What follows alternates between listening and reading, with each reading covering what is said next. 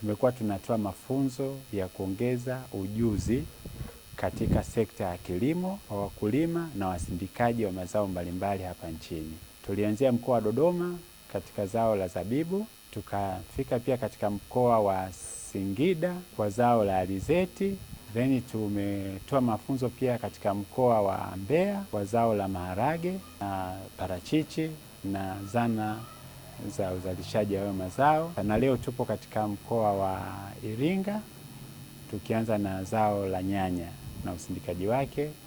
Tumeshawafikia wakulima na wasindikaji 849 hadi hivi leo. Kwa ujumla, lengo la mafunzo haya ni kuwapatia wakulima mbinu bora za kilimo pamoja na usindikaji wa kuongeza thamani ya mazao yao wanayolima ili kuwawezesha kuzalisha kwa tija, lakini pia kuboresha masoko yao ili waweze kuongeza kipato chao na hatimaye kukuza uchumi katika maeneo haya. Napenda pia kuchukua nafasi hii kuishukuru serikali ya Jamhuri ya Muungano wa Tanzania inaongozwa na Mheshimiwa Rais Daktari Samia kwa kuona umuhimu wa kuwawezesha wakulima wetu na wasindikaji ili waweze kupata mbinu bora za kilimo na usindikaji na hivyo kukuza kipato chao yenye lengo ya kukuza ajira, lakini pia wananchi kupata ujuzi ambao unawasaidia katika kutekeleza shughuli zao za kila siku za kiuchumi. Ujumla tumewafundisha wakulima namna gani wanaweza kulima na kuongeza tija.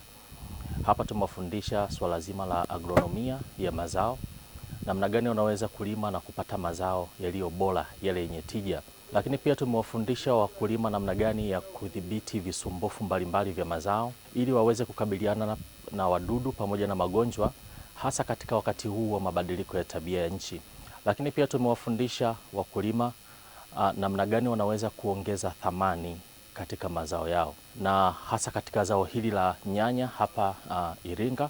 Tumeweza kuwezeshwa zaidi na wataalamu wetu namna ya ulimaji bora na namna ya upatikanaji wa soko na namna ya utunzaji.